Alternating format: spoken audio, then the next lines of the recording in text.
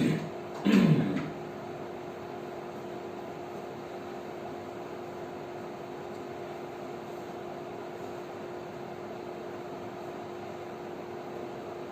दोस्तों, मैं हूं आपका अपना दोस्त अंकित यादव और आप देख रहे हैं आपका अपना यूट्यूब चैनल माई की। काफ़ी दिनों के बाद ये लेक्चर रिकॉर्ड हो रहा है। तबीयत खराब हो जाने की वजह से लेक्चर रिकॉर्ड नहीं कर पाया था और साथ ही साथ टाइम भी नहीं मिल रहा था। कोई नहीं, और वापस से सारे लेक्चर्स जितने भी बचे हुए हैं उन सबको रिकॉर्ड करके मैं डाल दे रहा हूँ, आप लोग देख लीजिएगा। तो ये कुछ बच्चों ने हमसे कहा कि सर कोई भी टॉपिक समझ में तभी आएगा जब हमें उसका बेसिक पता हो। यानी कि अगर हम 11th स्टैंडर्ड की कुछ भी चैप्टर्स पढ़ रहे हैं तो हमें पहले दूसरे तीसरे चैप्टर तो पता नहीं, आप सीधा चौथा चैप्टर नाम डाल करके केमिकल बॉन्डिंग आपने सीधा बना दिया। तो कोई नहीं, अभी हम थर्ड चैप्टर स्टार्ट कर रहे हैं। अब ये हमारा थर्ड चैप्टर है, इसमें हम एलिमेंट्स की क्लासिफिकेशन और साथ ही साथ उनके पीरियोडिक प्रॉपर्टीज के बारे में बात करेंगे। ठीक है, तो सभी लोग फटाफट हेडिंग डाल लीजिए। टाइम बर्बाद करने से पहले हम टाइम बर्बाद नहीं करेंगे, हम सीधे डायरेक्ट टॉपिक पे आएंगे। लेकिन इससे पहले कि आप ये वीडियो देखें, आप इंश्योर कर लें कि क्या आपने हमारे यूट्यूब चैनल को सब्सक्राइब किया है, और अगर नहीं किया है तो इसे कर लीजिए, क्योंकि आप लोगों के बहुत काम आने वाला है। और साथ ही साथ अपने दोस्तों के साथ शेयर करना ना भूलें, लाइक करना ना भूलें। और बाकी अगर कोई भी प्रॉब्लम हो तो आप मेरे व्हाट्सएप नंबर पे सीधे कॉल बैक कर सकते हैं, या फिर आप मुझे कोई भी जो भी आपको दिक्कत आए इस लेक्चर के दौरान उन सारी चीज़ों को बता सकते हैं। सब कुछ आप क्लिक कीजिए, फोटो क्लिक कीजिए, स्क्रीनशॉट लीजिए और तुरंत मुझे बता दीजिए कि ये नहीं समझ आ रहा, मैं उसी टाइम पे आपको रिप्लाई दूंगा। हैंड रिटेन नोट्स के लिए मैंने आपको वेबसाइट बता रखी है, या इस चैप्टर के डिस्क्रिप्शन बॉक्स में हैंड रिटेन नोट्स भी आपको लिंक मिल जाएगा, वहाँ पे जाकर के आप वहाँ से हैंड रिटेन नोट्स डाउनलोड कर लें। ठीक है, चलिए स्टार्ट करते हैं। तो सबसे पहला एक क्वेश्चन आता है कि आखिर हमें क्लासिफिकेशन की जरूरत क्यों पड़ी। तो मैं एक छोटा सा एग्जांपल लेकर के चीज़ें बताऊंगा आप लोगों को कि हमें क्लासिफिकेशन की जरूरत क्यों पड़ी। मान लीजिए अगर आपके पास आप एक स्कूल में हैं और स्कूल में बहुत सारे बच्चे, अप्रॉक्सीमेट 1000 स्टूडेंट्स हैं, और अगर मैं किन्हीं भी रैंडम स्टूडेंट को देख करके क्या उसे बता सकता हूँ कि कौन सी क्लास में, तो आप कहेंगे नहीं बता सकते हैं। तो उसके लिए हम लोग क्या करते हैं, असेंबली होती है, और असेंबली में हर एक सेक्शन के बच्चे अलग अलग लाइन में इस तरीके से खड़े हो जाते हैं, और आप किसी पर्टिकुलर लाइन को देख करके आप बता सकते हैं कि इस लाइन में जितने भी स्टूडेंट हैं वो इस क्लास के हैं, 9th के हैं, 10th के हैं, 11th के हैं, 12th के हैं, 12th A, 12th B, 12th science, 12th commerce, ये सारे आप अलग अलग सेक्शन होते हैं और सबकी अलग अलग लाइनें होती हैं। तो इस तरीके से आप उन्हें बता सकते हैं, आप ये बता सकते हो कि ये इस क्लास का बच्चा है, ये इस क्लास का बच्चा है, आराम से बता सकते हैं। तो ये जो केमिकल प्रॉपर्टीज है या फिर क्लासिफिकेशन है, क्लासिफिकेशन की जरूरत इसलिए पड़ी क्योंकि आप सपोज दैट आप किसी एक एलिमेंट की प्रॉपर्टी जानना चाहते हैं, तो उस एलिमेंट की प्रॉपर्टी के लिए एक बहुत ही मोटी सी बुक, इसकी इतनी ज़्यादा प्रॉपर्टी होती है कि आपको एक पर्टिकुलर इतनी मोटी बुक पढ़नी पड़ती है। एक एलिमेंट की प्रॉपर्टी जानने के लिए आपको इतनी एक बुक पढ़नी पड़ेगी। ऐसे अगर ढेर सारे एलिमेंट हो, जैसे 100 एलिमेंट है तो 100 बुक आप पढ़ने के बाद ही आप सारी प्रॉपर्टीज बता पाएंगे। तो क्यों ना कुछ ऐसा तरीका ढूंढ लिया जाए जिससे एक एलिमेंट की प्रॉपर्टी पता चल जाए, तो उससे बाकी सारे एलिमेंट की भी प्रॉपर्टी अपने आप पता चल जाए। तो हम लोगों ने क्या किया, हम लोग बस यही करने वाले हैं कि अब हम ये तरीका ढूंढने वाले हैं कि कैसे एक एलिमेंट की प्रॉपर्टी पता चलने से बाकी सारी एलिमेंट की प्रॉपर्टी पता चल जाती है। तो हम लोग क्या करेंगे, क्लासिफिकेशन करते हैं। इसके लिए हमें क्या करनी पड़ी, क्लासिफिकेशन की जरूरत पड़ी। मान लीजिए ढेर सारे एलिमेंट हैं, अप्रॉक्सीमेट 100, 108, 116 एलिमेंट आज के टाइम पे आ गए हैं। लेकिन मैं कह रहा हूँ कि कुछ एलिमेंट्स ऐसे हैं जिनकी प्रॉपर्टी आपस में मैच करेगी, और जब उनकी प्रॉपर्टी आपस में मैच करेगी तो उनका एक ऑर्डर बनाया गया, और उन ऑर्डर को लेकर के एक पीरियोडिक टेबल बनाने की कोशिश की गई। और इस पीरियोडिक टेबल को अभी जो आज हम लोग मॉडर्न पीरियोडिक टेबल या long form of periodic table पढ़ रहे हैं, इस पीरियोडिक टेबल से, ये जो पीरियोडिक टेबल आपके सामने है, इस पीरियोडिक टेबल से पहले बहुत सारे साइंटिस्टों ने ट्राई किया, उसके बाद ये पीरियोडिक टेबल बनके तैयार हुई है। तो हाँ, आज के लेक्चर में, इस पहले लेक्चर में हम लोग क्या करेंगे, उन सारे जितने भी साइंटिस्ट हैं जिन लोगों ने इसको बनाने में हेल्प की है, उनकी जर्नी के बारे में बात करेंगे कि किस तरीके से उन्होंने अपना टाइम दिया, और कौन कौन से ईयर में कौन कौन से साइंटिस्ट ने क्या क्या किया, और किसकी वजह से ये पूरा का पूरा पीरियोडिक टेबल बनके तैयार हुआ। और आज हम किसी एक एलिमेंट के बारे में अगर हमें पता चल जाए तो हम उसके ग्रुप के या पीरियड के सारे एलिमेंट के बारे में बता सकते हैं, उनकी प्रॉपर्टी आराम से बता सकते हैं। ठीक है, तो हमें क्या करना चाहिए, जितने भी केमिस्ट हैं उन सारे केमिस्ट ने अलग अलग तरीके से बहुत एक्सपेरिमेंट किया, और उन सारे एक्सपेरिमेंट से उसके आप ये समझ लीजिए सारी प्रॉपर्टीज़ के बारे में या फिर उनके जितने भी फिजिकल या केमिकल प्रॉपर्टी उनके बारे में स्टडी किया गया। तो हम लोग क्या करेंगे, हर एक साइंटिस्ट के पूरे उन्होंने क्या क्या दिया, कैसे कैसे उन्होंने टेबल बनाया होगा, उनके बारे में बहुत ही डिटेल में सारी चीज़ें पढ़ेंगे।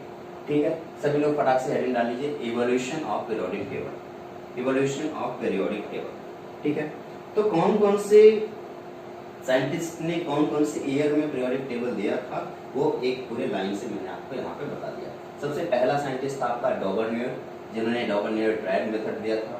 उसके बाद कैनकोटेयो था, उसके बाद न्यूलैंड्स आए, फिर मेयर्स पीरियोडिक टेबल आया, फिर मेंडलीव पीरियोडिक टेबल आया, फिर मॉडर्न पीरियोडिक टेबल आया। सारे पीरियोडिक टेबल आए। ये है आपका पूरा का पूरा मॉडर्न पीरियोडिक टेबल का इवोल्यूशन ऑफ पीरियोडिक टेबल। तो फटाक से सब लोग स्क्रीनशॉट ले लें या इन सारी चीज़ों को अपनी कॉपी में नोट कर लें। कॉपी में नोट करने के लिए मैं यहाँ पे टाइम नहीं दे रहा हूँ। क्यों नहीं दे रहा हूँ? क्योंकि वीडियो बहुत ज़्यादा लंबी बन जाएगी, इसलिए मैं क्या करूँ, जब भी आपको कोई पॉइंट नोट करना हो तो आप वीडियो को पॉज कीजिए और नोट कर लीजिए, उसके बाद फिर से प्ले करके आगे देखते चलिए। तो आप इन सारे पॉइंट को पहले नोट कर लीजिए। ओके, तो एक एक करके सारी चीज़ों के बारे में बात करेंगे और साथ ही साथ हम कौन सी ईयर में किन साइंटिस्ट ने बात की थी उनके बारे में बात करेंगे। तो 18वीं शताब्दी में 1800 से लेकर 1900 के बीच में बहुत सारे साइंटिस्ट आए, उन लोगों ने सारी चीज़ें की। तो 1817 में डॉबरनियर ने अपना ट्रायंगल कर दिया, यानी कि आपने जब इवोल्यूशन लिखा था उसी के सामने आप उसका ईयर लिख लीजिएगा 1870। 1817 में डॉबरनियर ने अपना ट्रायड रूल दिया था। आइए समझने की कोशिश करते हैं कि डॉबरनियर का ट्रायड रूल होता क्या है। ठीक है, उन्होंने ढेर सारे एलिमेंट की डिस्कवरी की और उन सारे एलिमेंट को एक साथ रखने की कोशिश की, और साथ ही साथ उन्होंने उनके, आप ये सोच लीजिए कि तीन एलिमेंट का एक ग्रुप तैयार कर लिया। यहाँ पे मान लीजिए ढेर सारे एलिमेंट हैं, उन ढेर सारे एलिमेंट में उन्होंने तीन एलिमेंट का एक ग्रुप तैयार किया और उनको उन्होंने ट्रायड नाम दिया। अच्छा, उस ट्रायड की कंडीशन ये थी कि अगर उन्होंने जो तीन एलिमेंट एक तरफ से लिखा है, उसमें पहले एलिमेंट और तीसरे एलिमेंट की जो मॉलिक्यूलर मास है, उस मॉलिक्यूलर मास का एवरेज अगर सेकेंड एलिमेंट आ गया तो समझ जाना कि वो आपका एक ट्रायड है। ओके, फिर से एक बार सुने, किसी भी तीन एलिमेंट को जब उन्होंने एक साथ रखा और साथ ही में ये देखा कि पहले एलिमेंट और तीसरे एलिमेंट के मॉलिक्यूलर मास का एवरेज अगर सेकेंड एलिमेंट हो गया तो इसका मतलब ये तीनों एक ट्रायड है। और ट्रायड की खास बात ये होगी कि जो ट्रायड होंगे उन ट्रायड की फिजिकल और केमिकल प्रॉपर्टी सेम होगी। तो एक बार इसका स्क्रीनशॉट ले लीजिए। ये है आपका डॉबरनियर के तीन ट्रायड्स आपके सामने हैं। पहला ट्रायड है आपका लिथियम सोडियम पोटेशियम, दूसरा ट्रायड है कैल्शियम स्ट्रोंशियम एंड बेरियम, और लास्ट ट्रायड है आपका क्लोरीन ब्रोमीन और आयोडीन। आप देखेंगे कि पहले अगर ट्रायड के बारे में देखें या दूसरे ट्रायड के बारे में देखें या तीसरे ट्रायड के बारे में देखें, आप कोई भी ट्रायड देख लीजिए, डॉबरनियर का यही कहना है कि पहला और तीसरे का मॉलिक्यूलर मास का जब एवरेज लेंगे तो वो सेकेंड एलिमेंट के मॉलिक्यूलर मास के इक्वल हो जाएगा। बस इतनी सी बात है, ये आपका डॉबरनियर ट्रायड है। लेकिन सबसे बड़ी प्रॉब्लम ये है कि डॉबरनियर ट्रायड मेथड में आप इस बात का विशेष ध्यान रखेंगे कि आप उनके मॉलिक्यूलर मास की इंक्रीजिंग ऑर्डर में आपको लिखा है। आप मॉलिक्यूलर मास की इंक्रीजिंग ऑर्डर में रखेंगे और पहले और आप तीसरे के मॉलिक्यूलर मास का एवरेज लेंगे और दूसरे का मतलब बीच वाले का मॉलिक्यूलर मास आ जाना चाहिए, तभी वो ट्रायड है, अदरवाइज ट्रायड नहीं। इस बात का विशेष ध्यान देंगे, इन सारे पॉइंट को नोट कर। आइए हम लिथियम सोडियम पोटेशियम को देखने की कोशिश करते हैं। अगर लिथियम सोडियम पोटेशियम में हम देखें तो आपके पास लिथियम का मॉलिक्यूलर मास कितना है, एटॉमिक वेट कितना है 7, एंड पोटेशियम का एटॉमिक वेट कितना है 39। अगर मैं उनका एवरेज ले लेता हूं तो सोडियम का एटॉमिक वेट 23 आ जा रहा है। अप्रॉक्सीमेट अगर इक्वल आए तब भी कोई दिक्कत नहीं, यहाँ पे इक्वल आ गया तो इसका मतलब ये तीनों ट्रायड है। और अगर ये तीनों ट्रायड है तो लिथियम सोडियम और पोटेशियम की केमिकल और फिजिकल प्रॉपर्टी सेम होगी। इस बात को आप याद रखेंगे। इसी तरीके से आप कैल्शियम स्ट्रोंशियम और बेरियम की बात करें, चाहे क्लोरीन ब्रोमीन आयोडीन की बात करें, आप देखेंगे फर्स्ट और लास्ट का एटॉमिक वेट का जो एवरेज होगा वो सेकेंड के एटॉमिक वेट के इक्वल होगा। ओके, लेकिन प्रॉब्लम ये आई कि इनका ये जो ट्रायड सिस्टम है वो ट्रायड सिस्टम ज्यादा चला नहीं, क्योंकि उन्होंने कुछ पर्टिकुलर ट्रायड्स ही बनाए थे। देखिए यहाँ पे इन्होंने सिर्फ 4 ट्रायड्स आपके सामने हैं। पहला ट्रायड है लिथियम सोडियम पोटेशियम का, दूसरा ट्रायड कैल्शियम स्ट्रोंशियम बेरियम का, और फिर यहाँ पे phosphorus arsenic antimony chlorine bromine iodine. ज्यादा ट्रायड्स इनके बने नहीं, और जब ज्यादा ट्रायड्स नहीं बने उसके बावजूद ये बहुत सारे ऐसी थी इनकी फिजिकल प्रॉपर्टी मैच करती है, जैसे क्लोरीन का क्लोरीन के साथ मैच कर रहा है लेकिन वो ट्रायड में नहीं आ रहा है। तो ये कैसे संभव हो सकता है, कैसे पॉसिबल हो सकता है? इसलिए इनके इस ट्रायड रूल को फेल कर दिया गया। मेरे ख्याल से अब तक आप लोग रॉबर्ट-नियल का ट्रायड मेथड, सबसे पहला जो पीरियोडिक टेबल देने की कोशिश की थी वो रॉबर्ट-नियल ने देने की कोशिश की। उसके काफी लंबे समय के बाद 1862 में कैनकॉर्टी नाम के साइंटिस्ट ने, कैनकॉर्टी, इन्होंने एक स्फेरिकल मॉडल दिया और ये पहला एक ऐसा मॉडल, ये यकीन मानिए ये पहला मॉडल था स्फेरिकल जो 3 डायमेंशनल मॉडल था। और उन्होंने कुछ इस तरीके से पीरियोडिक टेबल बनाने की कोशिश की और इस पीरियोडिक टेबल में उन्होंने एक फिजिकल और केमिकल प्रॉपर्टी रखी और कुछ इस तरीके से रखा मॉलिक्यूलर वेट के साथ। याद रखिए इन्होंने भी मॉलिक्यूलर वेट के साथ ही बनाने की कोशिश की। उन्होंने कहा कि अगर मैं इस तरीके से कुछ रखता हूँ तो आप देखेंगे कि कुछ पर्टिकुलर जितने भी एक लाइन में जितने एलिमेंट आ रहे हैं उन सारे एलिमेंट की फिजिकल और केमिकल प्रॉपर्टी सेम है। लेकिन इनका भी ये मॉडल ज़्यादा नहीं चला, कुछ ही पर्टिकुलर टाइम की चीज़ों के लिए सही था, उसके बाद इनका भी मॉडल फेल हो गया। 1862 में इनके इस मॉडल को फेल होने के बाद अब अगला जो हमारा मॉडल आएगा वो 1865 में, क्योंकि अभी तक हम लोगों ने बहुत सारे एलिमेंट डिस्कवर कर लिए और बहुत सारे एलिमेंट डिस्कवर होने की वजह से अब आपके दिमाग में बात आएगी कि पहले तो कुछ कम एलिमेंट थे, तो कम एलिमेंट की वजह से बहुत ही आसान था चीज़ों को मॉडिफाई करना, लिखना, रखना। लेकिन जब एलिमेंट बहुत ज़्यादा हो जाते हैं, यानी कि 60 या 70 एलिमेंट अगर आ गए हैं, तो 60 या 70 एलिमेंट में आप देखेंगे कि 60 या 65 एलिमेंट या इन सारे एलिमेंट के लिए मॉलिक्यूलर मास के हिसाब से पूरा ऑर्डर लिखना या फिर इनके लिए पीरियोडिक टेबल बनाना ये थोड़ा सा मुश्किल था। इसलिए 1865 में सबसे पहले जो सबसे ज़्यादा दिनों तक चलने वाला या सबसे अभी तक का सबसे सटीक मॉडल देने वाले साइंटिस्ट का नाम है आपका न्यूलैंड। उन्होंने ऑक्टेव लॉ दिया। याद रखें इसके बाद जितने पीरियोडिक टेबल आएगा सारे पीरियोडिक टेबल अप्रोक्सीमेट इन्हीं के मॉडल पे बेस होगा। तो जॉन अलेक्जेंडर न्यूलैंड, इन्होंने अपना न्यूलैंड्स लॉ ऑफ ऑक्टेव दिया था। साइंटिस्ट का नाम है जॉन अलेक्जेंडर न्यूलैंड और इन्होंने इनका जो लॉ आया था, जो पीरियोडिक टेबल बना था, वो पीरियोडिक टेबल में जो लॉ यूज हुआ था वो Newlands law of Octave use हुआ था 1865। ओके, आइए समझने की कोशिश करते हैं ये न्यूलैंड्स लॉ ऑफ ऑक्टेव है क्या। इन्होंने क्या किया, अब मैं आपको सब देखें, आप यहाँ पे एलिमेंट है, इसका एटॉमिक वेट है, element atomic weight, element atomic weight. आप एलिमेंट यहाँ पे लिथियम एटॉमिक वेट 7 है। इसी तरीके से सब यहाँ पे लिखे हुए हैं, सारे एलिमेंट लिखे हुए हैं और उनका एटॉमिक वेट लिखा हुआ। इन्होंने कहा कि जिस तरीके से म्यूजिक होते हैं, अब आप देखेंगे अगर हम हमारे यहाँ म्यूजिक को सारे गामा पा धा नी सा लेके चले तो आप देखेंगे पहला और पहले जहाँ से सा स्टार्ट हो रहा है उसके बाद आखिरी में सा रे गा मा पा धा नी, उसके बाद वापस से सा आ रहा है। उसी तरीके से आप देखेंगे अगर हम एलिमेंट को इसके एटॉमिक वेट के इंक्रीजिंग ऑर्डर में लिखें तो आप देखेंगे पहले, दूसरे, तीसरे, चौथे, पांचवें, छठवें, सातवें एलिमेंट के बाद जो 8वां एलिमेंट आएगा वो 8वां एलिमेंट पहले एलिमेंट के साथ प्रॉपर्टी शो करेगा। यानी कि लिथियम का 8वां एलिमेंट कौन है? सोडियम। तो लिथियम के साथ प्रॉपर्टी शो करने वाला कौन होना चाहिए? सोडियम। बेरिलियम का 8वां एलिमेंट कौन है? मैग्नीशियम। यानी बेरिलियम के साथ जो प्रॉपर्टी शो करेगा कौन होगा? मैग्नीशियम। बोरॉन का 8वां एलिमेंट कौन है? एल्यूमिनियम। यानी बोरॉन के साथ जो प्रॉपर्टी शो करेगा वो एल्यूमिनियम का होगा। इसी तरीके से कार्बन का 8वां एलिमेंट सिलिकॉन है, नाइट्रोजन का 8वां एलिमेंट फास्फोरस है और इसी तरीके से ऑक्सीजन का सल्फर और क्लोरीन का क्लोरीन है। अगर मैं यहाँ पे देखूँ तो सोडियम का 8वां एलिमेंट पोटेशियम होगा। यानी कि सोडियम से जो प्रॉपर्टी शो करेगा, सोडियम के बराबर प्रॉपर्टी शो करने वाला होगा वो कौन होगा? पोटेशियम होगा। उसी तरीके से मैग्नीशियम के बराबर, मैग्नीशियम वाला प्रॉपर्टी शो करने वाला कौन होगा? कैल्शियम होगा। और सोडियम किसकी प्रॉपर्टी शो कर रहा है? लिथियम की। और सोडियम प्रॉपर्टी फिर से पोटेशियम शो कर रहा है। यानी कि लिथियम, सोडियम एंड पोटेशियम की सेम प्रॉपर्टी होगी। उसी तरीके से बेरियम, मैग्नीशियम और कैल्शियम की भी सेम प्रॉपर्टी होगी। तो ये न्यूलैंड्स का ऑक्टेव लॉ था और इन्होंने ये पूरा ऑक्टेव अपने किसके बेस पे दिया था? म्यूजिकल इंस्ट्रूमेंट के बेस पे। जिस तरीके से म्यूजिक को अगर देखें तो आप कहेंगे कि सर पहले से आप देखें यहाँ पे तो आप ये कह सकते हैं अगर ये ए है, बी है, सी है, डी है, ई है, एफ है, जी, उसके बाद वापस से ए आता है। तो मैं अगर अपने लैंग्वेज में, इंडियन लैंग्वेज में देखूँ तो सा रे गा मा पा धा नी सा। तो ये म्यूजिकल इंस्ट्रूमेंट है, इसलिए इसको 2 A notes and Octave apart आप देख पा रहे हैं।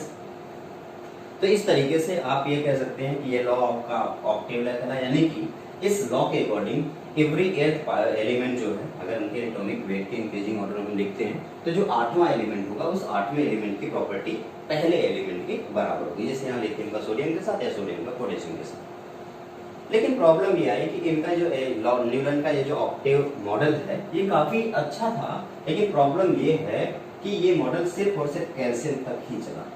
ठीक है, कैल्शियम के बाद ये मॉडल नहीं चल पाया और इस वजह से ये मॉडल को भी फेल किया गया। यानी कि कैल्शियम के बाद के जब एलिमेंट डिस्कवर हुए तो उस टाइम पे इनका मॉडल फेल हो गया। ठीक है, तो क्योंकि उस टाइम पे हालांकि बहुत सारे एलिमेंट डिस्कवर हो चुके थे, लेकिन फिर भी इनका मॉडल सिर्फ कैल्शियम तक ही वैलिड था। अब आप सोच रहे होंगे कि कैल्शियम तक ही क्यों वैलिड था, क्योंकि उसके बाद जो उन्होंने अपना जब उस टाइम के हिसाब से जब उन्होंने अपने एलिमेंट को सेटअप किया तो उन्होंने देखा कि आप देखेंगे कि इसकी प्रॉपर्टी मैच नहीं कर रही, कुछ आगे पीछे हो जा रहा है। लेकिन 40 तक तो इनका सटीक एकदम एक जो भी उन्होंने एकदम प्रॉपर्टी लिखी थी एकदम सटीक बैठ रहा था। अब आपके दिमाग में बात आई होगी कि यहाँ पे फ्लोरीन के बाद आपका नियॉन क्यों नहीं आया। तो मैं आपको बता दूं उस टाइम पे इनर्ट गैसेस डिस्कवर नहीं हुए थे, इसलिए फ्लोरीन के बाद आपको सीधे सोडियम लिख दिया। इनर्ट गैसेस की डिस्कवरी उस टाइम पे नहीं हुई थी, यानी कि लास्ट वाला जो 0th ग्रुप है वो इस टाइम पे पीरियोडिक टेबल में नहीं था। तो इनका ये मॉडल इसलिए फेल हो गया क्योंकि ये सिर्फ और सिर्फ कैल्शियम तक ही वैल्यू था। फिर से मैं एक बार बता दे रहा हूँ, न्यूलैंड का जो ऑक्टेव मॉडल था वो ये कहता है कि अगर हमने इंक्रीजिंग ऑर्डर में उनके एटॉमिक वेट के इंक्रीजिंग ऑर्डर में एक सीरीज बनाई तो हर पहला और 8वां एलिमेंट यानी कि एवरी 8th एलिमेंट की प्रॉपर्टी पहले एलिमेंट के सिमिलर होगी, चाहे वो केमिकल प्रॉपर्टी हो चाहे फिजिकल प्रॉपर्टी। ओके, लेकिन 40 के बाद ये नहीं चला, तो जाकर के अप्रोक्सीमेट 3 साल के बाद 1868 में मेयर्स पीरियोडिक टेबल बनाया था। लोथर मेयर ने अपना पीरियोडिक टेबल बनाया। यानी कि आप देखें जरा, आप यहाँ से यहाँ तक देखें, 1817 से लेकर 1862 तक कोई भी पीरियोडिक टेबल नहीं आया। पहला जो पीरियोडिक टेबल बना था उसी पीरियोडिक टेबल से काफी दिनों तक काम चला, और उसके बाद जो अगला पीरियोडिक टेबल है 1862 में है, यानी कि 1862 के बाद 1865 और 1865 के बाद 1868। आप देखेंगे ये लगातार यहाँ पे डेवलपमेंट हो रहा है। 1868 के बाद 1869 यानी कि 1869, 1868, 1865, 1862 में काफी तेजी से पीरियोडिक टेबल में डेवलपमेंट हुआ है। लेकिन उसके पहले डेवलपमेंट बहुत ही स्लो था, क्योंकि कोई साइंटिस्ट इस पर इंटरेस्ट लेना ही नहीं चाह रहा था। लेकिन जब एक बार पहले पीरियोडिक टेबल बन गई तो लोगों के दिमाग में बात आ गई कि शायद हम और अच्छा कर सकते हैं। इसलिए 1865 के बाद 1868 में लोथर मेयर ने अपने पीरियोडिक टेबल को रखा। आइए देखते हैं उनके इस पीरियोडिक टेबल में क्या हुआ होगा और वो किस तरीके से पीरियोडिक टेबल को बनाएंगे। उन्होंने क्या किया, उन्होंने relative atomic mass versus atomic volume में एक ग्राफ बनाने की कोशिश की। रिलेटिव एटॉमिक मास और एटॉमिक वॉल्यूम में जब उन्होंने ग्राफ बनाया तो उनका ग्राफ कुछ अलग तरीके से दिखा। आप देखेंगे कि कुछ उसका जिगजैग मोशन दिख रहा है। रिलेटिव एटॉमिक मास और एटॉमिक वॉल्यूम में अगर ग्राफ जिगजैग दिख रहा है, इसका मतलब ये हुआ एटॉमिक वॉल्यूम क्या है। एटॉमिक वॉल्यूम एक टाइप का आप देखेंगे कि फिजिकल प्रॉपर्टी है। हर किसी का वॉल्यूम अप्रोक्सीमेट उतना ही उसी हिसाब से बढ़ना चाहिए था जिस हिसाब से उसका एटॉमिक मास बढ़ रहा है, यानी कि एकदम स्ट्रेट लाइन में जाना चाहिए था। लेकिन प्रॉब्लम ये आई कि एक बढ़ा तो एक घटा, फिर बढ़ा फिर घटा, फिर बढ़ा फिर घटा, तो जिगजैग मोशन इस तरीके से दिख रहा है। इससे क्या पता चला, क्या आप इससे कुछ कंक्लूजन निकाल सकते हैं? अभी तक आप देखें जितने पीरियोडिक टेबल आई है वो किसके ऊपर बेस्ड है, एटॉमिक मास के ऊपर बेस्ड है। ठीक है, और यहाँ पे जो उन्होंने अपना पीरियोडिक टेबल देखा कुछ इस तरीके से उन्होंने एक बड़ा सा टेबल बनाया, हर एक एलिमेंट को लिखा और उस एलिमेंट का एटॉमिक मासेस को लिखा, और उस एटॉमिक मासेस और एटॉमिक वॉल्यूम को लिखने के बाद लोथर मेयर ने अपनी एक पीरियोडिक टेबल ली। आप देख लें लोथर मेयर ने जो पहला टेबल बनाया था वो कुछ इस तरीके से, उन्होंने first, second, third, fourth, fifth, sixth, seventh, eighth and ninth इस तरीके से 9th वर्टिकल लाइन ड्रॉ किए थे और हॉरिजॉन्टल लाइन उन्होंने बहुत सारे ड्रॉ किए थे। ठीक है, इस तरीके से उन्होंने अपना पीरियोडिक टेबल बनाया था और इस पीरियोडिक टेबल में उन्होंने हर एक एटम का एटॉमिक मास लिखा था। आप देखें बोरॉन का एटॉमिक मास आप देख लेंगे कितना होगा 11, और इसी तरीके से ऑक्सीजन का एटॉमिक मास 15.9 यानी कि 16, फ्लोरीन का एटॉमिक मास 19। ये सबके एटॉमिक मासेस लिखे गए हैं। ठीक है, और इस एटॉमिक मासेस से उन्होंने जो कंक्लूजन निकाला और उन्होंने जो अपना पीरियोडिक टेबल दिया वो पीरियोडिक टेबल आपके सामने। लोथर मेयर ने एक लॉ दिया, और मैं आपको बताऊं ये सिर्फ लॉ उस टाइम पे लोथर मेयर ने ही नहीं दिया था, उस टाइम पे मेंडलीफ ने भी इस लॉ को देने की कोशिश की थी। एक्चुअली हुआ क्या था कि लोथर मेयर और मेंडलीफ में थोड़ा सा कंट्राडिक्शन था। लोथर मेयर अपने इस लॉ को देने से पहले, जब तक लोथर-मेयर अपने इस लॉ को पब्लिश कराते, उससे पहले मेंडलीफ ने अपने इस लॉ को दे दिया। यानी कि लोथर-मेयर ने कोशिश की, उन्होंने एक्सपेरिमेंट किया, लेकिन जब तक उस एक्सपेरिमेंट से रिजल्ट निकालते और रिजल्ट निकाल करके एक पीरियोडिक टेबल ड्रॉ करते, तब तक चालाक मेंडलीफ ने अपनी पीरियोडिक टेबल बना दी थी। ठीक है, क्योंकि टाइम लगता है एक्सपेरिमेंट करना, और उसके एक्सपेरिमेंट करने के बाद पीरियोडिक टेबल बनाने में थोड़ा सा टाइम लगता है, बहुत सारी चीजें देखनी होती है। और एक साइंटिस्ट के रिसर्च को बाकी सारे साइंटिस्ट पढ़ते भी हैं, इसलिए शायद मेंडलीफ ने लोथर-मेयर के उस एक्सपेरिमेंट को चुराया होगा या जो भी किया होगा, उन्होंने इस हिसाब से मेंडलीफ ने अपना पहला लॉ दिया था, मेंडलीव्स पीरियोडिक लॉ। मेंडलीफ का जो पीरियोडिक लॉ था वो क्या कहता है, जरा ध्यान से देखो। मैं आपको बता रहा हूँ, जहां जहां पॉइंट्स नोट करने वाली बात हो, जो भी बोर्ड पे लिखा हो उसको आप पॉज करके नोट करते चले जाएंगे। ठीक है, मेंडलीव्स पीरियोडिक लॉ, मेंडलीफ का पीरियोडिक लॉ क्या कहता है, आप देखें, the physical and chemical properties of the elements are a periodic function of their atomic weight. या जिस तरीके से लोथर-मेयर ने एटॉमिक वेट और एटॉमिक वॉल्यूम में आप एक ग्राफ बनाया था, उन्होंने एक पूरा पैटर्न देखा था, तो उस पैटर्न के हिसाब से उन्होंने भी यही लॉ दिया था, बट उनके पब्लिश होने से पहले मेंडलीफ ने अपने लॉ को पब्लिश कर दिया था, जबकि एक्सपेरिमेंट आप देखेंगे लोथर-मेयर का ही था। ठीक है, अच्छा, मेंडलीफ के पीरियोडिक टेबल के अकॉर्डिंग फिजिकल और केमिकल प्रॉपर्टी एटॉमिक वेट के पीरियोडिक फंक्शंस। पीरियोडिक फंक्शन का मतलब एक पर्टिकुलर टाइम के बाद फिर से एटॉमिक वेट के ऑर्डर को अगर लिखें तो एक पर्टिकुलर टाइम के बाद वापस से फिजिकल प्रॉपर्टी और केमिकल प्रॉपर्टी रिपीट करेंगे। पूरी फिजिकल प्रॉपर्टी, केमिकल प्रॉपर्टी एक पीरियोडिक फंक्शन है, किसका, एटॉमिक वेट का। ये बात किसने बताई, डेमिस्ट्री मेंडलीफ ने बताई। और क्योंकि ये बात उस टाइम की सबसे अच्छी बात थी, इसलिए डेमिस्ट्री मेंडलीफ के इस पीरियोडिक लॉ को वर्ल्ड वाइड एक्सेप्ट किया गया था। उन्होंने अपने पीरियोडिक लॉ में क्या क्या किया, उन्होंने अपने पीरियोडिक टेबल लॉ में, पीरियोडिक टेबल में आप देखें कुछ इस तरीके से सारे सेटअप तैयार किए। उन्होंने वर्टिकल लाइन ड्रॉ किया एंड हॉरिजॉन्टल लाइन ड्रॉ किया, कुछ इस तरीके से। जितने वर्टिकल लाइन है उनको उन्होंने ग्रुप नाम दिया, और जितने जितने यहाँ पे हॉरिजॉन्टल लाइंस आपको दिख रही हैं, या मैं ऐसे कह सकता हूँ जितने आपको ये कॉलम्स दिख रहे हैं, ये कॉलम्स को उन्होंने ग्रुप नाम दिया था, और जितने आपको रोज दिख रहे हैं या वर्टिकल हॉरिजॉन्टल लाइंस दिख रही हैं, उसको उन्होंने पीरियड नाम दिया था। और उन्होंने देखा कि अगर मान लीजिए फर्स्ट पीरियड में उन्होंने इतने सारे एलिमेंट रखे, तो जितने भी एलिमेंट उन्होंने फर्स्ट पीरियड या सेकंड पीरियड में रखे हैं, फर्स्ट ग्रुप या सेकंड ग्रुप में रखे हैं, सब ये ग्रुप है। आप देखेंगे ये जो वर्टिकल लाइन आपको दिख रहा है, इसको उन्होंने ग्रुप नाम दिया था, और ये जो हॉरिजॉन्टल दिख रहा है आपको, ये हॉरिजॉन्टल लाइन, उस हॉरिजॉन्टल लाइन को उन्होंने पीरियड नाम दिया था। ठीक है, तो एक ग्रुप में जितने भी एलिमेंट आएंगे, उन सारे एलिमेंट की फिजिकल और केमिकल प्रॉपर्टी सेम होगी, इस ऐसा मेंडलीफ ने बताया था।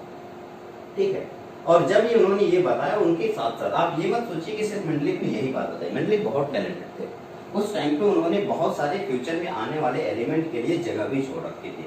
ठीक है, तो चाहे हम सीरीज की बात करें, चाहे पीरियड की बात करें, या किसी भी ग्रुप के या सीरीज के बारे में बात करें, उन सारी चीजों के साथ साथ उन्होंने जो भविष्यवाणी भी कर दी। सोचो, मेंडलीफ इतना टैलेंटेड था कि उसने ये भी बता दिया कि फ्यूचर में ये एलिमेंट खोजे जा सकते हैं या खोजे जाएंगे। बेसिस क्या है मेंडलीफ की क्लासिफिकेशन की, जरा देख लें, नोट कर लेंगे इस पॉइंट को। बेसिस ऑफ मेंडलीफ क्लासिफिकेशन, पहला बेसिस क्या है, सिमिलरिटी इन एम्पिरिकल फॉर्मूला। जितने भी एम्पिरिकल फॉर्मूला उन सारे में सिमिलरिटी। और दूसरी है similarity in properties of element. जितने भी एलिमेंट हैं उन सारे एलिमेंट की प्रॉपर्टीज भी सिमिलर है। इनके इस पीरियोडिक फंक्शन, पीरियोडिक लॉ ने कमाल कर दिया। जो पीरियोडिक लॉ के हिसाब से जो पीरियोडिक टेबल बना, इसने कमाल कर दिया। क्या कमाल किया, उन्होंने कहा कि आप देखेंगे जब भी कभी इस तरीके से सेटअप तैयार करेंगे, तो वही पुराना वाला हर 8वां जो एलिमेंट होगा वो उसकी फिजिकल प्रॉपर्टीज क्या होगी, सेम होगी। लेकिन साथ ही साथ इन्होंने गैप छोड़ करके बहुत अच्छा काम किया।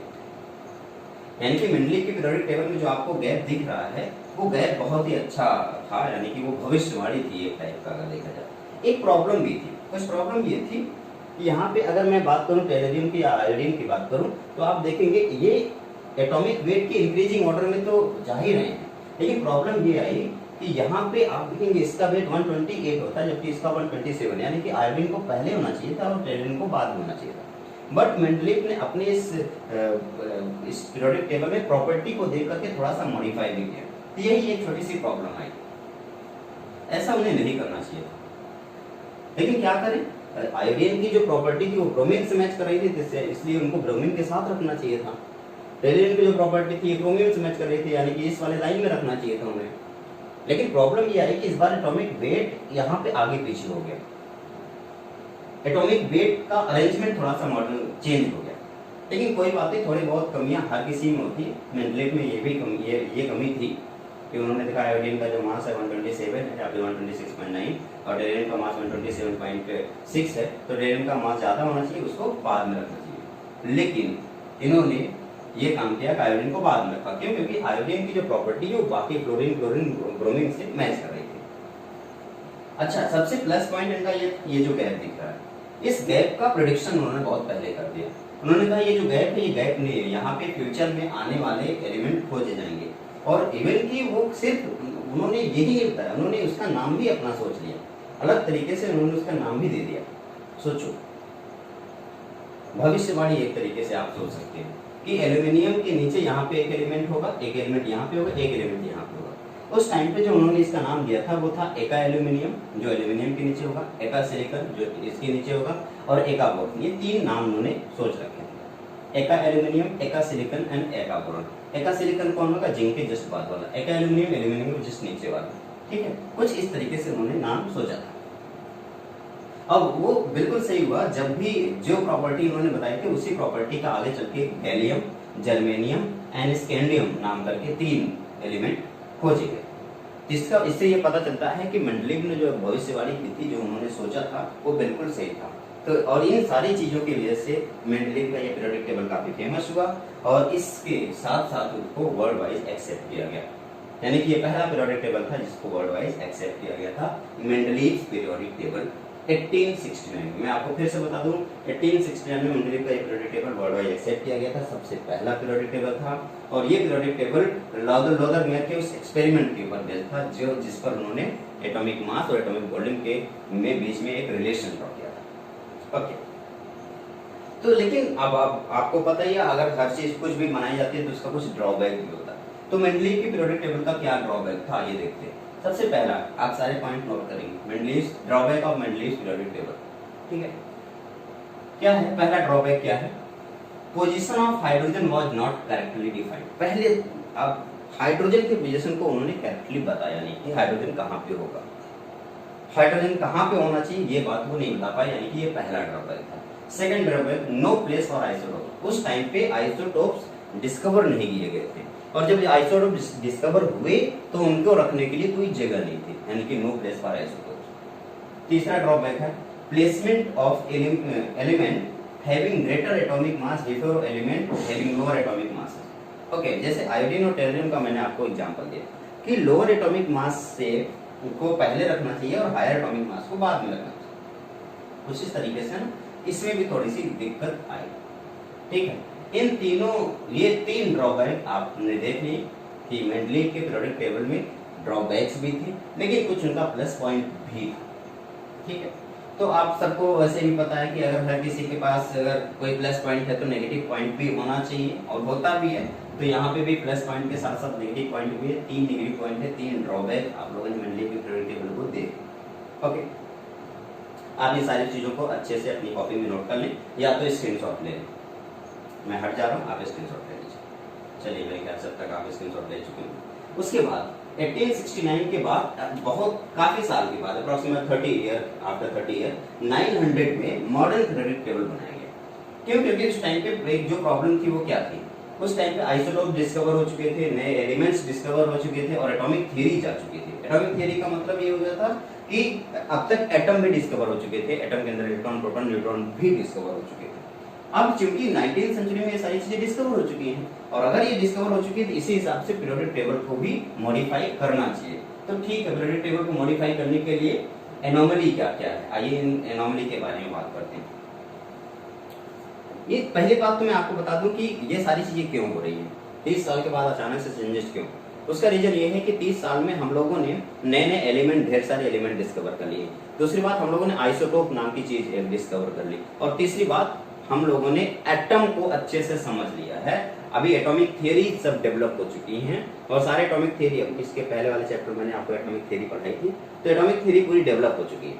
और एटॉमिक थ्योरी डेवलप होने के साथ साथ आपका ये काम हो गया कि अब आपको पता है कि एटम में इलेक्ट्रॉन, प्रोटॉन, न्यूट्रॉन होते हैं और किस तरीके से एटॉमिक नंबर क्या होता है और एटॉमिक मास क्या होता है, मास नंबर क्या होता है, ये सारी चीजें हमें पता होगी। तो पीरियोडिक टेबल को और आगे मॉडिफाई करने के लिए जो एनोमली है आपका, 3 एनोमली यहाँ पे लिखा हुआ है। पहला एनोमली क्या है? The position of isotopes that were undiscovered then was not included in his periodic table. उनके पीरियोडिक टेबल में पोजीशन, आइसोटोप्स के लिए कोई पोजीशन नहीं थी जो कि बाद में डिस्कवर किए गए, जो कि पहले डिस्कवर नहीं थे लेकिन बाद में डिस्कवर किए गए। तो डिस्कवर करने के बाद उनके पीरियोडिक टेबल में उसकी कोई जगह नहीं। दूसरी anomaly, the placement of element having greater atomic mass before element having lower atomic mass could be logically explained। okay, ये जो आगे एक्सपेरिमेंट होगा या फिर जो भी हमारा मॉडिफाई होने के बाद जो पीरियोडिक टेबल आना चाहिए, उस पीरियोडिक टेबल में आइसोटोप्स को जगह भी मिलनी चाहिए कुछ ऐसा, और साथ ही साथ अगर ये जो लोअर एटॉमिक मास और हायर एटॉमिक मास का ये जो कॉन्सेप्ट है ये भी सॉल्व हो जाना चाहिए, कुछ ऐसी बात होनी चाहिए। और थर्ड एनोमली आपको देखने को मिल रहा है, the placement of hydrogen in a periodic table was not determined correctly. यानी कि आगे आने वाले जो पीरियोडिक टेबल है उसमें हाइड्रोजन के प्लेसमेंट की बात भी की जाए, यानी हाइड्रोजन को अच्छी जगह पे रखा जाए, एक पर्टिकुलर पोजीशन दी जाए। तो ये मांग की गई कि ये जो तीन जो ड्रॉबैक थे, आप यही ड्रॉबैक भी थे, आप देखेंगे मेंडलीव के पीरियोडिक टेबल के, और यही तीन मांग भी थी कि नेक्स्ट पीरियोडिक टेबल जब जो कुछ भी आए तो ये सारी चीजें क्लियर कर दी जाए, ये सारी चीजें हटा दी जाए, ये सारी चीजें उस पीरियोडिक टेबल में रहे। तो मेंडलीव के पीरियोडिक टेबल में अब आप चूंकि 1900 आप देखें मेंडलीव ने अपने इस पीरियोडिक टेबल को पब्लिश किया था 1850 में, ठीक है, 1850 में Mendeleev publish his periodic table, और 1900 में आप देखेंगे डिस्कवरी जितनी भी है सब एटॉमिक पार्टिकल्स की डिस्कवरी हो चुकी थी, और साथ ही साथ आप देखेंगे 1900 के ही टाइम पर isotopes and noble gases of element की भी डिस्कवरी हो चुकी है। फिर से मैं आपको सारी बातें एक बार फिर से दिखा दे रहा हूँ। आप देखिए कि 1850 में मेंडलीव पब्लिश किए थे अपने पीरियोडिक टेबल को, 1900 में discovery made of subatomic particles and particles of element and as well as isotopes and noble gases elements discovered. अब इतने सालों के बाद मेंडलीव के अपने एटॉमिक थ्योरी को पब्लिश करने के बाद, अपने पीरियोडिक टेबल को पब्लिश करने के बाद आप देखेंगे कि ये सारी चीजें डिस्कवर होने के बाद बहुत सारी चीजें चेंज हो चुकी है। यानी कि अब इनके इस मेंडलीव के पीरियोडिक टेबल में चेंजेस आने चाहिए। चेंजेस करने के लिए हमें क्या चाहिए? किसी एक साइंटिस्ट की जरूरत पड़ेगी चेंज करने के लिए, ठीक है। तो मैं चाहता हूँ कि इन सारे पॉइंट्स को पहले आप नोट कर लें, उसके बाद ये जो एरो लगा हुआ है, इस एरो लगा के वो सारे पॉइंट्स आप नोट कर लें कि 1819 में ये हुआ था, 1850 में ये हुआ, ठीक। अब हमारे पास हमारा अगला साइंटिस्ट है हेनरी मोजले। हेनरी मोजले ने बहुत ही अच्छा काम किया। आप सोच रहे होंगे कि इनके यहाँ पे क्या रोल है, तो मैं आपको बता दूं सबसे बड़ा रोल इन्हीं का है। अभी तक जितने पीरियोडिक टेबल आए हुए हैं, जितने पीरियोडिक प्रॉपर्टीज आई हैं, जितने भी फंक्शन आए हैं, जितने भी लॉज आए हैं, वो हैं एटॉमिक मासेस के बेस पे। लेकिन ये पहला साइंटिस्ट होगा जिसने एटॉमिक मास के बजाय एटॉमिक नंबर यूज किया। क्यों? क्योंकि अभी तक इलेक्ट्रॉन डिस्कवर कर दिए जा चुके हैं, प्रोटॉन डिस्कवर किए जा चुके हैं, एटम बन चुका है, तो हमें एटॉमिक नंबर भी पता हो चुका है। ओके, तो हेनरी मोजले ने क्या काम किया जरा मैं बता रहा हूँ। उन्होंने एक ग्राफ प्लॉट किया एटॉमिक नंबर और फ्रीक्वेंसी के बीच में। एटॉमिक नंबर और फ्रीक्वेंसी के बीच में जब उन्होंने ग्राफ प्लॉट किया तो उस ग्राफ से जो रिजल्ट निकला, उस रिजल्ट से उन्होंने एक लॉ दिया। आप देखिए ये प्लॉट जो दिख रहा है आपको, ये फ्रीक्वेंसी और एटॉमिक नंबर के बीच में एक ग्राफ प्लॉट है, और वो ग्राफ बहुत ही सडन है, बहुत ही अच्छा है, एकदम पूरा सटीक। जबकि अगर आप देखें एटॉमिक नंबर के बजाय एटॉमिक मास में जब वो ग्राफ ड्रॉ कर रहे हैं तो एटॉमिक मास का ग्राफ जिगजैग दिख रहा था, लेकिन जब एटॉमिक नंबर का ग्राफ वो बना रहे थे तो एटॉमिक नंबर का ग्राफ एकदम सही सटीक दिख रहा था। इसका मतलब उन्होंने अपने इस पीरियोडिक लॉ को थोड़ा सा मॉडिफाई किया, और मॉडिफाई करने के बाद उन्होंने कहा कि हो ना हो, हमें पता है कि एटॉमिक नंबर ऑफ प्रोटॉन की इक्वल होता है। यानी कि कभी भी आप ये छोटा सा एग्जांपल ले लीजिए, बोरॉन है तो बोरॉन का एटॉमिक नंबर 5 क्यों है? क्योंकि इसमें नंबर ऑफ प्रोटॉन कितने हैं? 5, ठीक है। और जितने नंबर ऑफ प्रोटॉन होंगे उतने ही नंबर ऑफ इलेक्ट्रॉन होंगे। ये सारी बातें आपको इसके पहले वाले चैप्टर में बताई जा चुकी है। जितने नंबर ऑफ प्रोटॉन अगर उतने नंबर ऑफ इलेक्ट्रॉन नहीं होते हैं तो एटम न्यूट्रल नहीं होता है। तो यहाँ पे एग्जांपल है बोरॉन का एटॉमिक नंबर 5 है, और इस एटॉमिक नंबर 5 है, इसका मतलब ये हुआ कि इसका इस पे नंबर ऑफ प्रोटॉन भी 5 है और इसमें नंबर ऑफ इलेक्ट्रॉन भी 5। ओके, इसी के बेस पे उन्होंने अपना मॉडल दिया और इस मॉडल में उन्होंने कुछ कहने की कोशिश की। उन्होंने कहा कि अभी तक जो बात अभी हम लोगों ने सुना है वो शायद गलत है। वो कौन सी बात? वो बात ये थी कि जितने भी पीरियोडिक फंक्शंस आ रहे हैं वो पीरियोडिक फंक्शन किसके बेस पे थे? अभी तक के जितने भी पीरियोडिक फंक्शन थे वो पीरियोडिक फंक्शन एटॉमिक मास के बेस पे थे, लेकिन अब आने वाला ये जो पीरियोडिक फंक्शन है ये किसके बेस पे होगा? ये एटॉमिक नंबर के बेस पे होगा। यानी मॉडर्न उस पीरियोडिक टेबल को उस टाइम पे, उस पीरियोडिक लॉ को उस टाइम पे मॉडर्न पीरियोडिक लॉ का नाम दिया गया। तो देखते हैं मॉडर्न पीरियोडिक लॉ क्या है। मॉडर्न पीरियोडिक लॉ है the physical and chemical properties of elements are periodic function of their atomic numbers. फिर से एक बार बता दे रहा हूँ, physical and chemical properties are the periodic function of their atomic numbers. इसके पहले जो मेंडलीव का लॉ था पीरियोडिक लॉ की, वो क्या कहता था? वो कहता था the physical and chemical properties are the periodic function of their atomic masses. वो एटॉमिक मास पे था। ये पहला पीरियोडिक लॉ होना जो एटॉमिक नंबर पे बेस है। तो आपको यहाँ पे ये सारी चीजें, अगर आपको कोई पता है कि एक एलिमेंट x है तो उस एलिमेंट x में यहाँ पे z, यहाँ पे a लिखा होता है, z का होता है एटॉमिक नंबर, a क्या होता है? Mass number. आप सबको पता है number of protons plus number of neutrons, ये क्या होता है? Mass number. और z क्या होता है? Number of protons. z number of protons है, a number of protons plus number of neutrons. ये सारी बातें ऑलरेडी आपको 11th इसके पहले चैप्टर में पढ़ाया जा चुकी है। मोज़ले ने अपने पीरियोडिक टेबल को कुछ इस तरीके से बनाया। उन्होंने दो चीजें डिसाइड की। उन्होंने कहा कि आप देखेंगे एक यहाँ पे भी वही सेम काम आप देखिए, यहाँ पे वर्टिकल लाइन और हॉरिजॉन्टल लाइन भी दोनों लाइनें दिखी हुई हैं।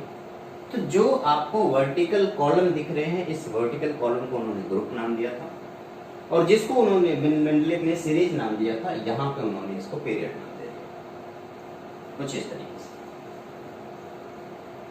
ये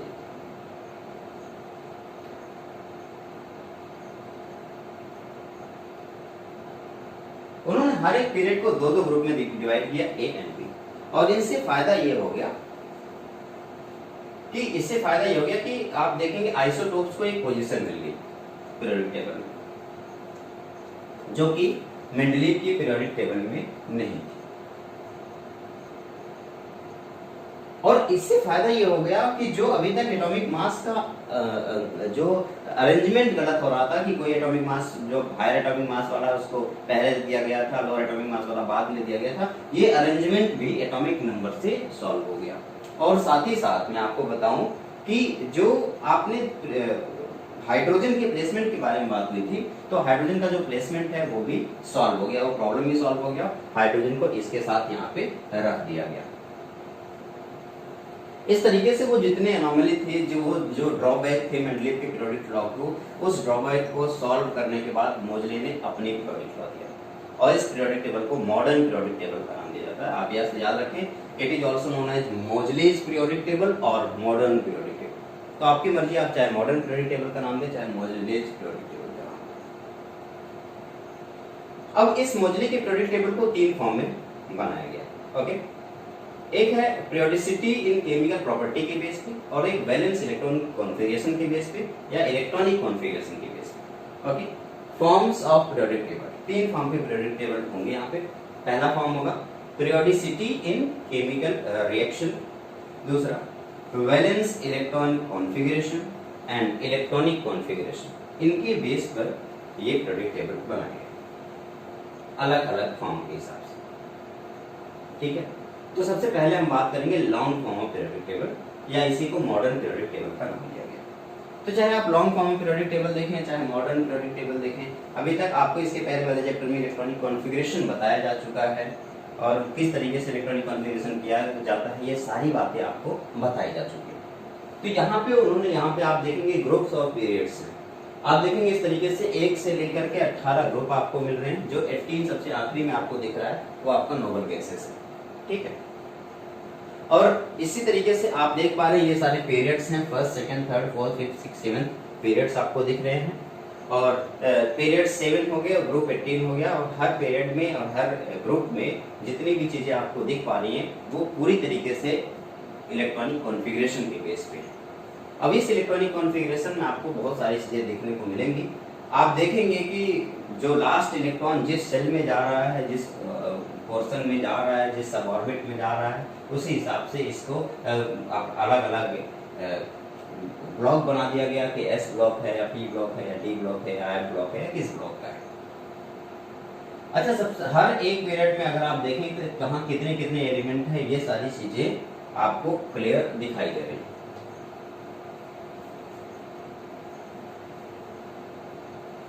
आप अगर किसी पर्टिकुलर चीज को आप देखें तो हर एक का पीरियोडिक टेबल जो है वो सिर्फ और सिर्फ इलेक्ट्रॉनिक कॉन्फ़िगरेशन के ऊपर बेस्ड है।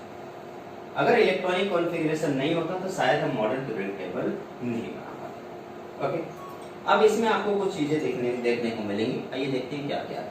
सबसे पहली बात यह है कि जो फर्स्ट पीरियड होगा उस फर्स्ट पीरियड में टोटल नंबर ऑफ जो एलिमेंट होंगे वो 2 होंगे। सेकंड पीरियड में जो टोटल नंबर ऑफ एलिमेंट होंगे वो 8 होंगे। थर्ड पीरियड में जो टोटल नंबर ऑफ एलिमेंट होंगे 8 होंगे। फोर्थ पीरियड में जो टोटल नंबर ऑफ एलिमेंट होंगे वो 18 होंगे। फिफ्थ पीरियड में 18 होंगे। सिक्स्थ में 32 और सेवंथ में 32 एलिमेंट्स आपको दिखाई देंगे। कहने का मतलब क्या हुआ कि ये जो पीरियड्स हैं ये first, second, third, fourth, fifth, sixth and seventh period को दिख रहे हैं। उसमें फर्स्ट पीरियड में हाइड्रोजन और लिथियम सिर्फ कितने एलिमेंट हैं? 2। लेकिन अगर सेकंड और थर्ड की बात करें तो सेकंड और थर्ड में 8 एलिमेंट पाए जाएंगे। उसी तरीके से फोर्थ और फिफ्थ में 18 एलिमेंट, और अगर सिक्स्थ और सेवंथ सबसे आखिरी की बात करें तो उसमें 32, जिसमें से आप देखेंगे कि 18 एलिमेंट तो इस पूरे पीरियोडिक टेबल में यहाँ पे दिख रहे हैं, और रिमेनिंग जो आपको 14 एलिमेंट्स आपको दिख रहे हैं वो आपको नीचे एफ इनर ट्रांजिशन एलिमेंट की तरह पे नीचे लटके हुए दिख रहे हैं, जिसको लेंथेनाइट एंड एक्टिनाइट सीरीज का भी नाम दिया गया है। लेंथेनाइट इस वजह से क्योंकि ये लेंथेनियम के बाद है, और एक्टिनाइट इसलिए क्योंकि एक्टिनियम के बाद है। ठीक है, तो ये जो आपको पीरियोडिक टेबल दिख रहा है ये पीरियोडिक टेबल आपका मॉडर्न पीरियोडिक टेबल है या long form of periodic table. इस पीरियोडिक टेबल में टोटल 18 ग्रुप्स होते हैं, जिनका नंबर 1 से लेकर 18 तक दिया गया है।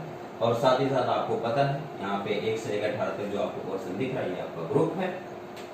ठीक है, और पीरियड्स आपको पता ही है कितने पीरियड्स आपको दिख रहे हैं। 7 पीरियड्स आपको दिख रहे हैं। 1 से लेकर 7 तक का पीरियड भी दिख रहा है।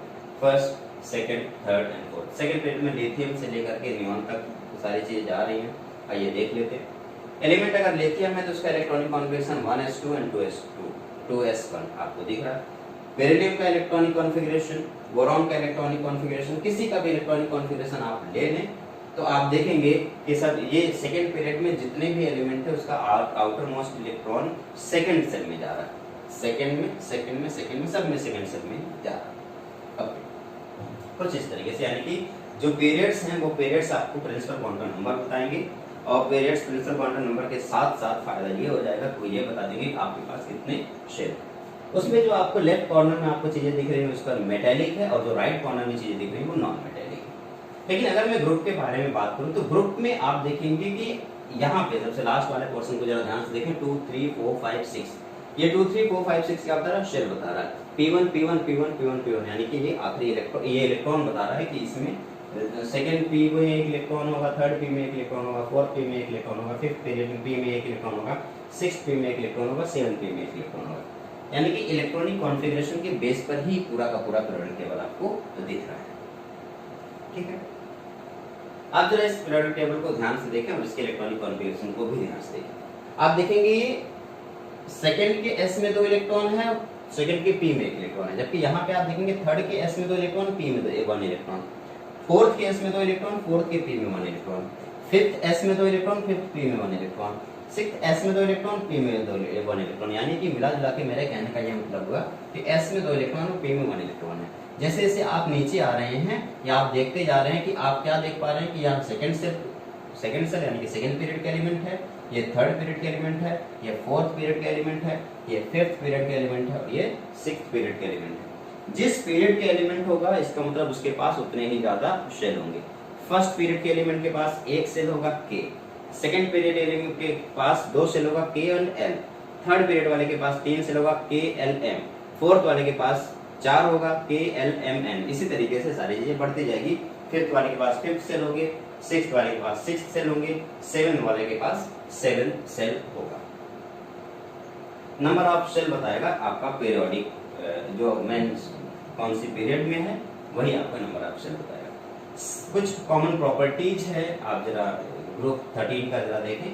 ये पहला है except of boron all elements are metallic, सभी एलिमेंट मेटेलिक है, बोरॉन को छोड़ दिया जाए। Readily found in minerals ores, और आपको आखिरी सबसे पहले melting point and boiling point decreases down the group. ये कुछ प्रोडक्ट प्रॉपर्टीज है, यानी कि जैसे जैसे आप डाउन द ग्रुप जा रहे हैं आप देखेंगे melting and boiling point decrease करते जाएंगे। सबसे अच्छी बात ये है कि सबके सब मेटेलिक है, यानी कि ये सब जो एक ही ग्रुप में रखे हुए हैं इन सब की फिजिकल और केमिकल प्रॉपर्टी क्या है, सेम। यही तो हम चाहते थे कि एक का हमें फिजिकल केमिकल प्रॉपर्टी पता चल जाए तो बाकी सबका पता चल जाए, और यही इस पीरियोडिक टेबल में बना दिया।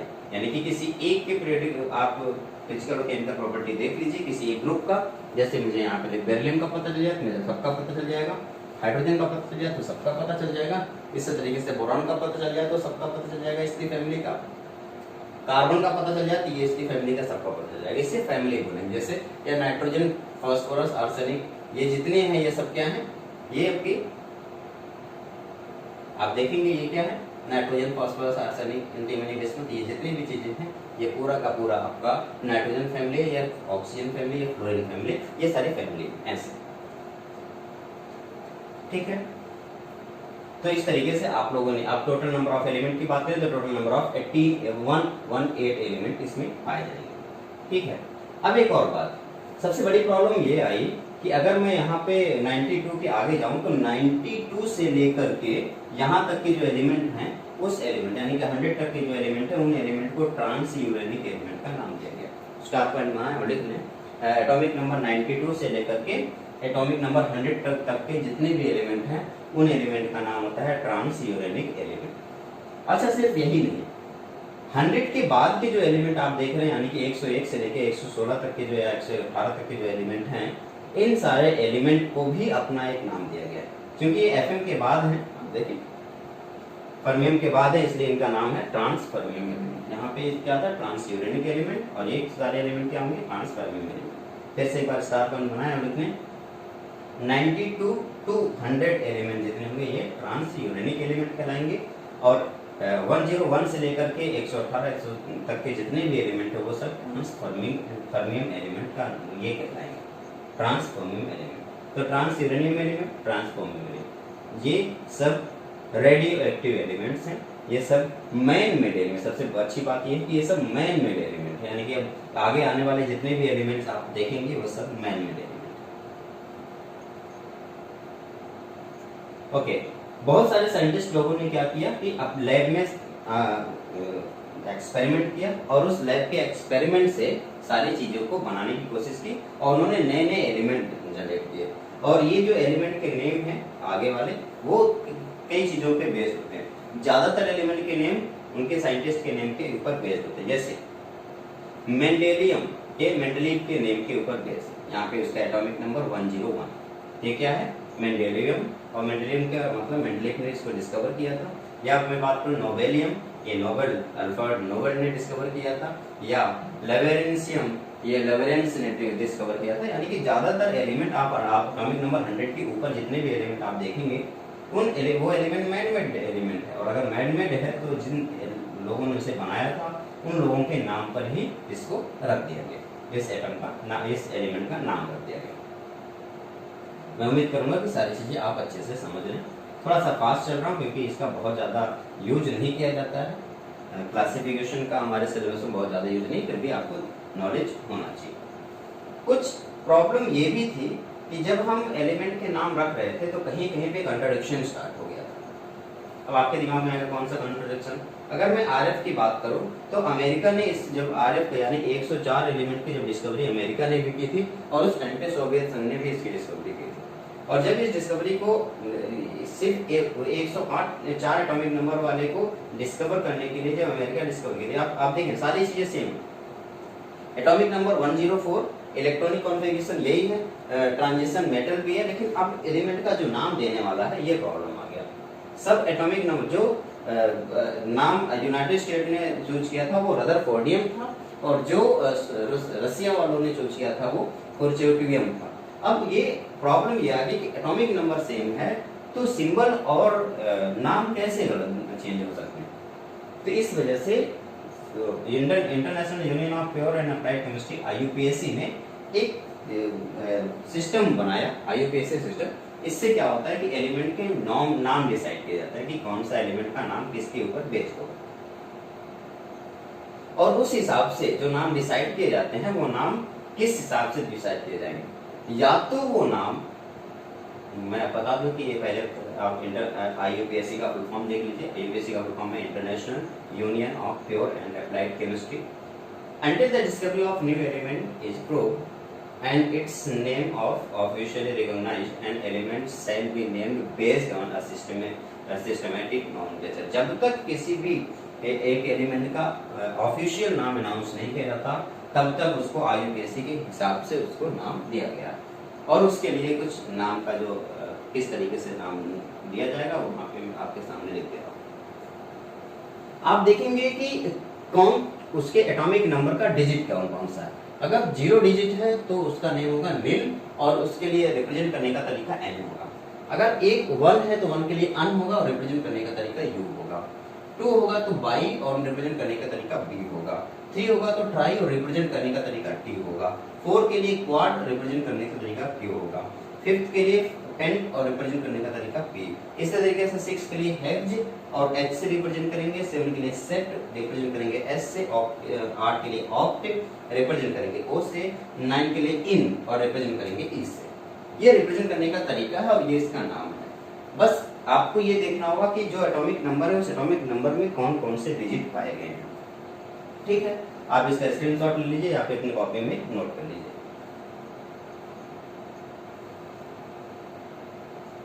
और एक बार आपको ये सारी चीजें पता चल जाए तो आपको रूट वर्ड में बस IUM ऐड कर देना, आपका वो नाम आ जाएगा। IUPAC के हिसाब से उसका नाम आ जाएगा। IUM आपको ऐड कर देना है। बाकी नाम आपका एलिमेंट नाम लिखना है तो क्या करना पड़ेगा, roots for digit in atomic numbers plus IUM। आप इसको नोट करें थोड़ा से, और उसके बाद आगे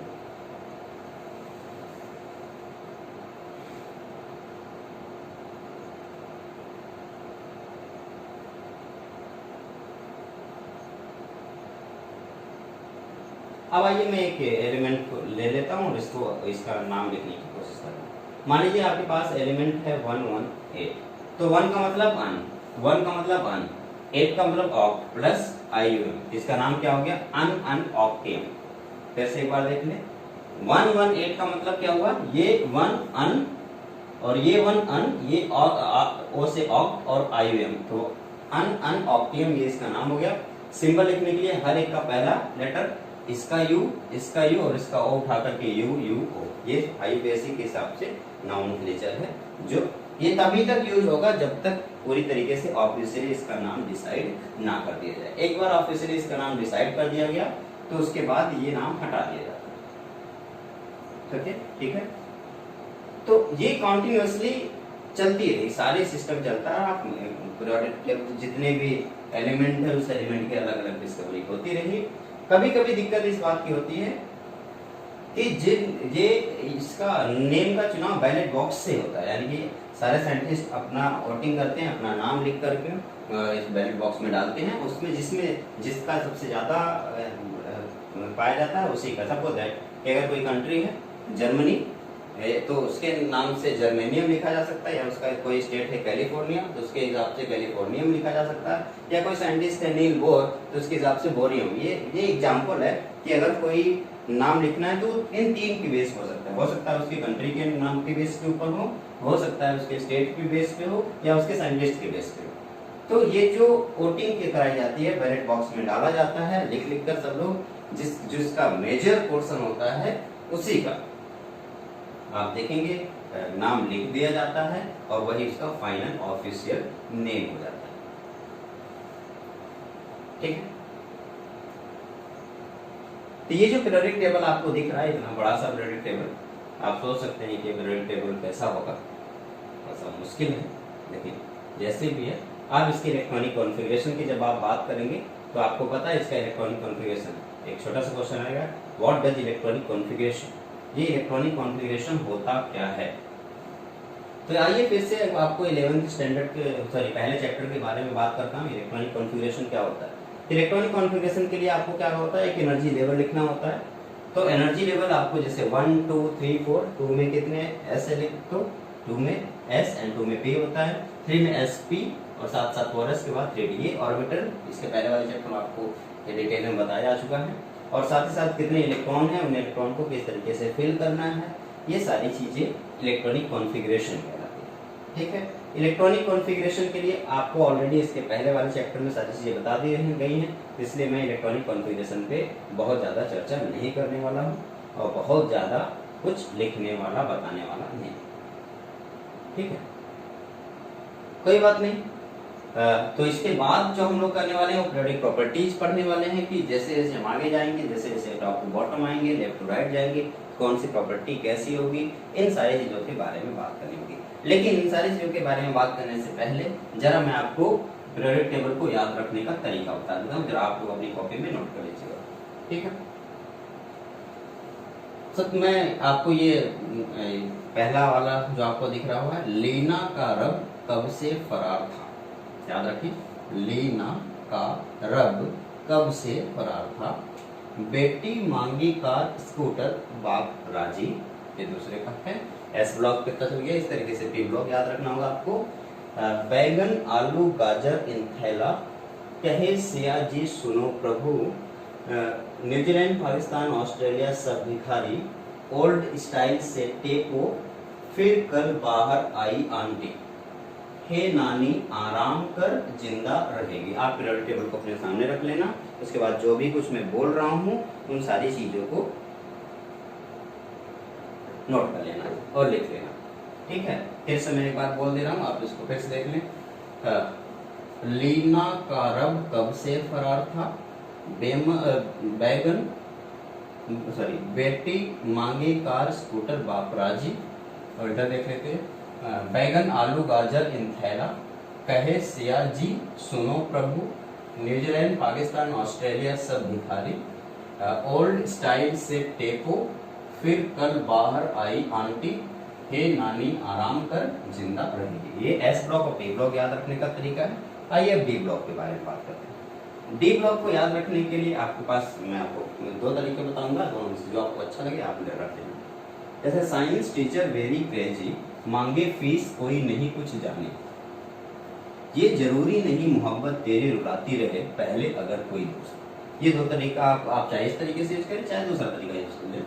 यहाँ से देखिए, सच में यारों लगती जबरदस्त है, कैसे देखिए, सच में यारों लगती जबरदस्त है, वैसे तो निगाहें तरसा करें, मोहब्बत वाला मन तके रे, फिर रूठे ओ सनम का रहे इंतजार, निकल पड़े पटाने को आज और जिंदगी कद्दू हो गई। ये आपके डी ब्लॉक याद रखने का तरीका है।